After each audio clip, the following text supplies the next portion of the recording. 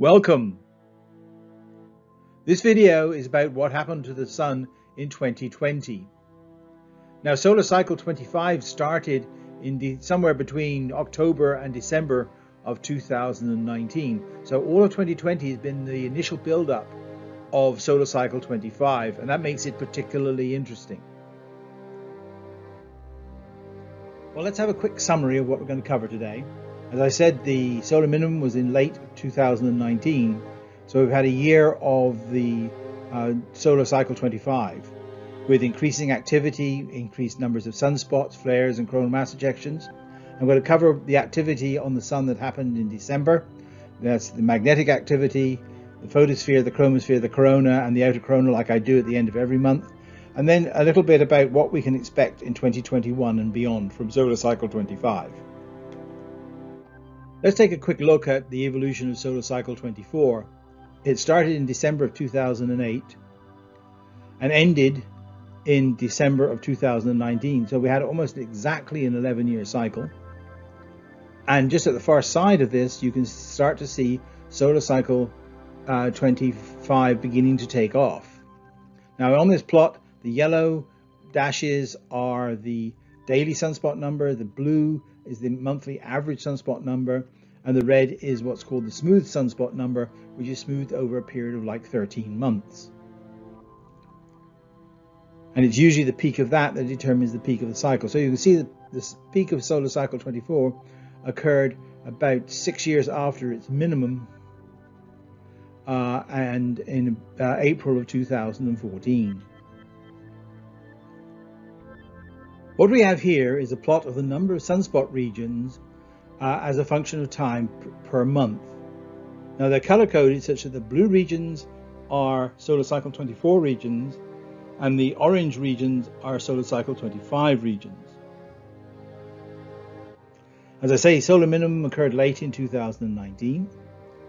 And you can see there's a distinct dichotomy between this. Before the minimum, solar cycle 24 was dominant, even though it was decaying away. But there were a few very short-lived and small solar cycle 25 regions.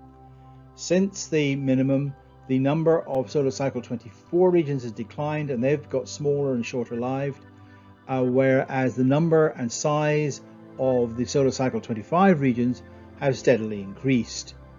Until now, they're completely dominant over the solar cycle 24 regions.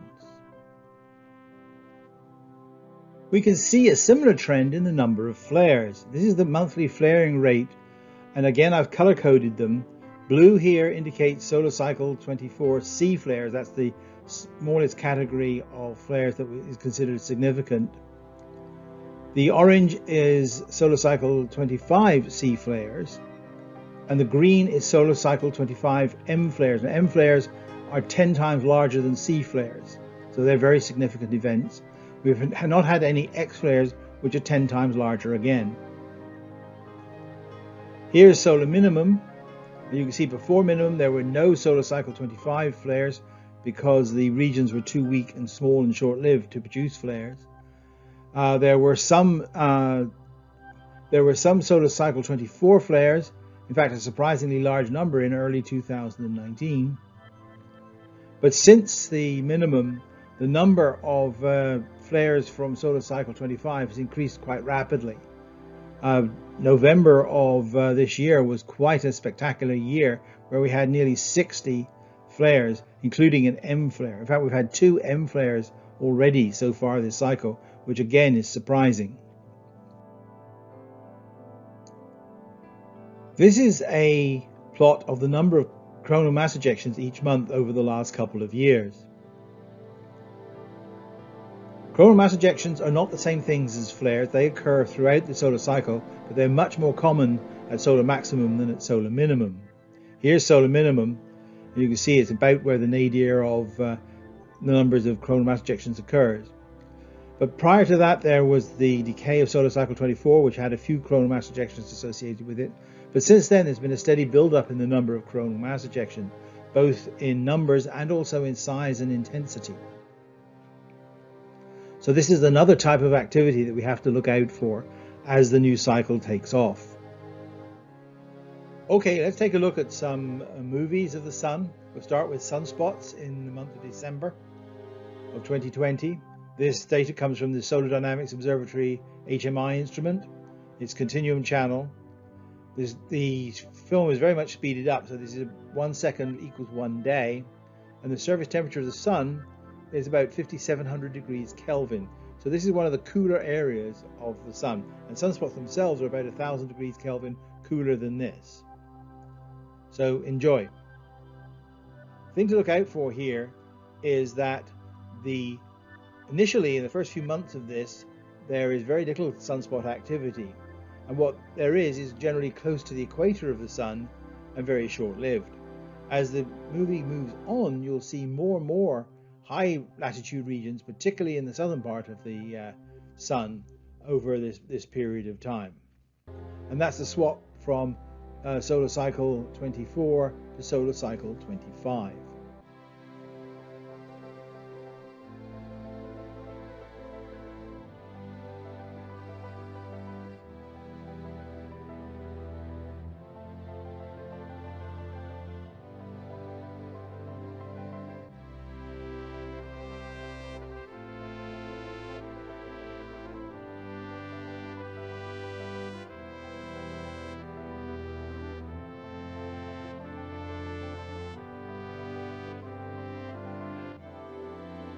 Next, we'll take a look at the magnetic fields. This is also from the HMI instrument, and it has a magnetogram channel which measures the Zeeman splitting or spectral lines, which enables you to measure the magnetic field in given areas. It too is running at 1 second per day. Now, the thing to look out for here is the fact that these regions of magnetic field, which are shown by dark and light areas, are much more persistent than sunspots. Some magnetic regions that you'll see on here never produced any sunspots, but there's magnetic evolution there. Now, the thing to watch out for here is the amount of magnetic activity there is at higher latitudes and predominantly in the south as the movie goes by.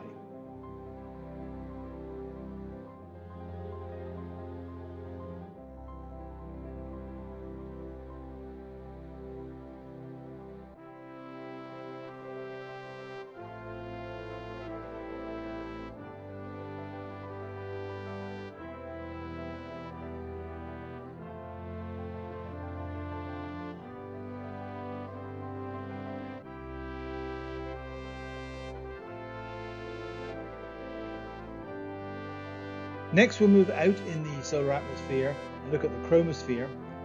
This is the line of helium-2 at 304 angstroms and is seen with the AIA instrument on the Solar Dynamics Observatory. The typical temperature here is about 50,000 degrees Kelvin, so about 10 times hotter than the surface of the sun. Now, this channel is particularly good at seeing material suspended high up into the corona, and you can see some of those prominences around the edge of the limb on this figure. When those prominences rotate onto the disk, they become dark features, and you can see several of them on this image snaking their way across the surface of the sun. These are the things that are prone to lift off and create coronal mass ejections.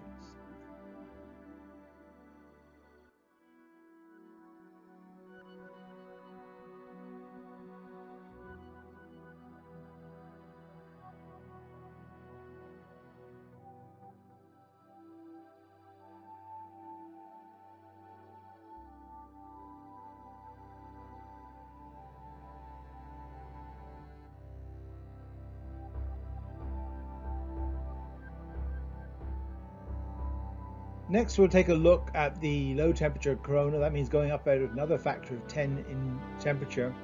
To do that, we'll use the Solar Dynamics Observatory AIA instrument and look at an iron line at 171 angstroms with a typical temperature of about 600,000 degrees Kelvin.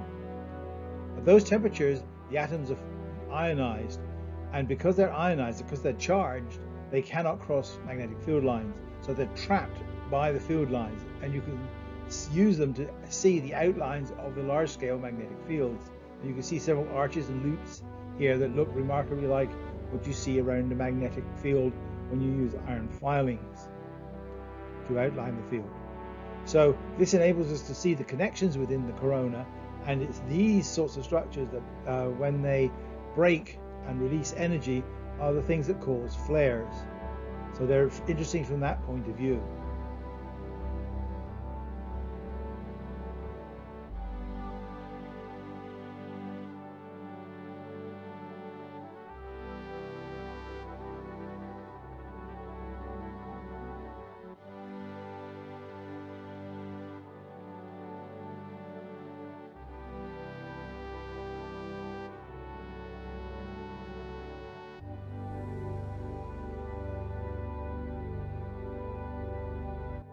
Now we'll take a look at the very hottest plasma you'll see on the Sun, which comes in flares. To do this, we use the AIA instrument's 94 angstrom channel, which is an iron 20 line, which has a characteristic temperature of about 10 million degrees. So when you see even a small brightening here in this channel, you know that they're associated with a flare. And we had several of these sorts of events towards the beginning of December of this year.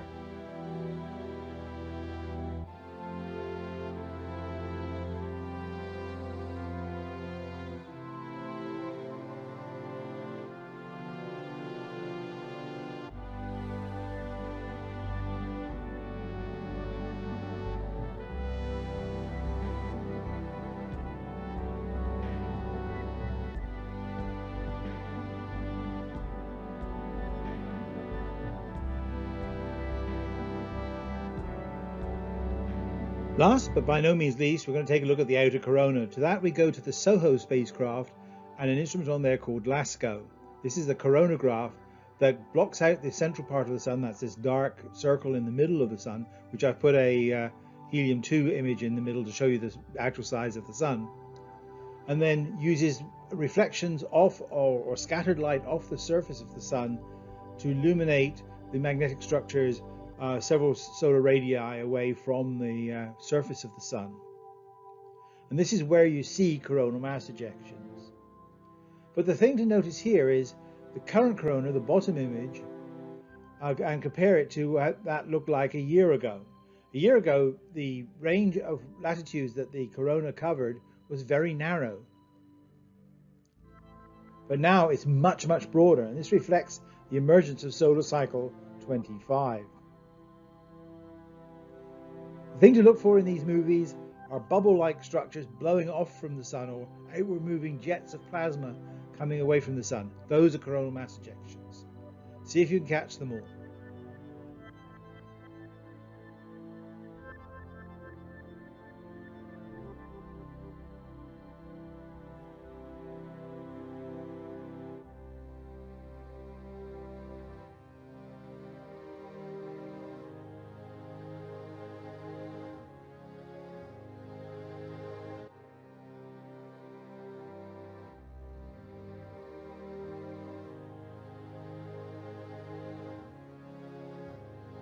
So the $64,000 question is what's going to happen next. So far as I can see, this is a perfectly normal solar cycle. The minimum is followed the pattern of previous minimum that I've been through, and so this implies there is no grand solar minimum on the way. And you could forget that at least for another 10 years, if not a lot longer. How will solar cycle 25 progress? What will happen next? The two big questions are, when will the maximum occur and how big will it be? And we'll try to take a look at some ideas about trying to judge that right now. To gauge what's going to happen with solar cycle 25, let's take a look at solar cycle 24 as some sort of guide.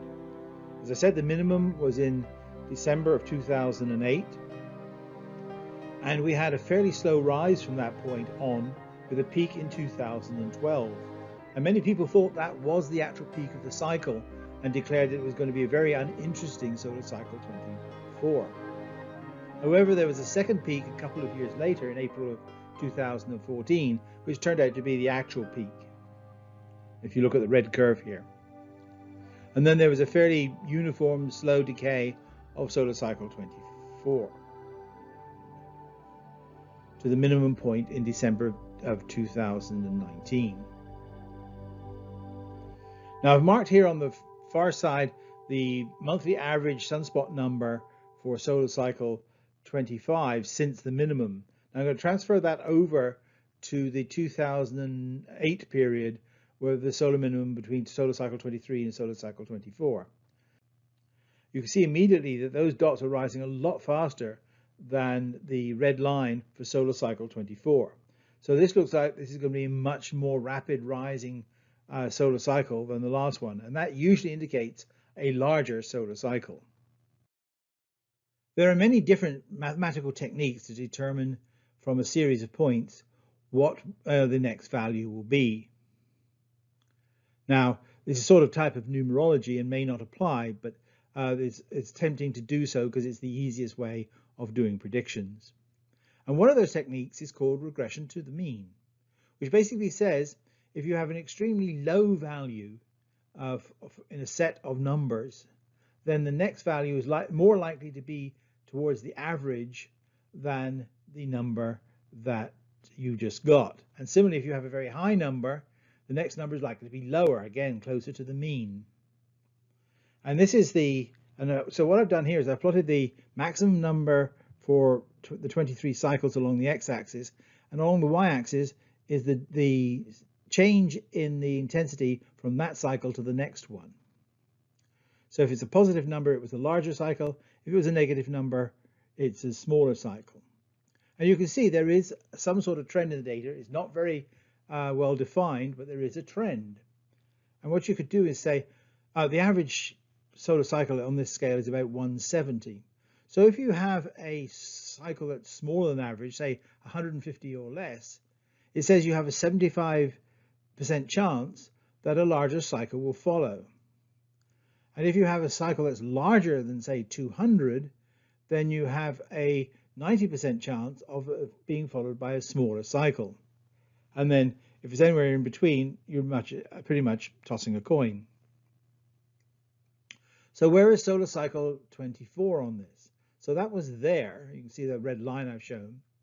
So that says that we should have a larger cycle by about 50 points than solar cycle 24. That would put it round about 170 points with an uncertainty of something like 30. So that's significantly a larger cycle than we had before. So that's one way of doing it. Now, again, you can see there's a lot of spread on the data, and so that can be open to interpretation, but it's a guide, but it's not 100% foolproof. So what are our implications for 2021? As I said earlier, we seem to have a faster rise, and that would imply a larger cycle. Regression towards the mean implies a larger cycle. In 2020, we had sunspot number averages per month from 0 to 40. So I'm suggesting that in 2021, it'll be at least double that, so somewhere between 50 and 100. The maximum should occur something like 2024 with plus or minus a year, maybe 6 months. We certainly should get more flares in 2021. In 2020, we had 91 C flares, which is a remarkably large number, and 2 M flares, which is a surprise as well, because it was about 3 years before solar cycle 24 had M flares. But I would say we should get at least 3 times that number in 2021, so somewhere between 250 and 300 flares, and probably at least 1 burst of X flares. Now, those are the largest types of flares, but they don't usually come individually, they usually come in groups. So I'm suggesting we get at least 1 outburst like that during this coming year, perhaps more. Certainly by 2022 we should be getting something like that. So what are other people predicting so far? I looked up 40 predictions that have been published in the literature, and this is what I get for each of the years. Now the number along the bottom is the year that prediction was made. You'll notice that in the earlier years when we were in very low sunspot numbers, the predictions were very low, in fact much lower than the 120 that we have for solar cycle 24. However, in the last couple of years, those numbers have gone up quite considerably, because I think they're beginning to see some of the activity that I've just been talking about. And so I'm expecting in 2021 we'll get more predictions, and they'll be higher yet again. Now, we didn't have a very stellar prediction last time around. There were 108 predictions of solar cycle 24. Of course, a lot of them got the approximate number right because there was a spread from everything from 0 to about 250. So some of them just by accident got somewhere close to 120. But almost nobody got the timing of the cycle right because of that strange double peak. And there's no reason that we won't go through a similar sort of thing this time around. So basically, for even amateurs, if you've got a reason to believe prediction, make it, because you're probably got as much chance as the professionals of being right. So until next time, stay safe and goodbye.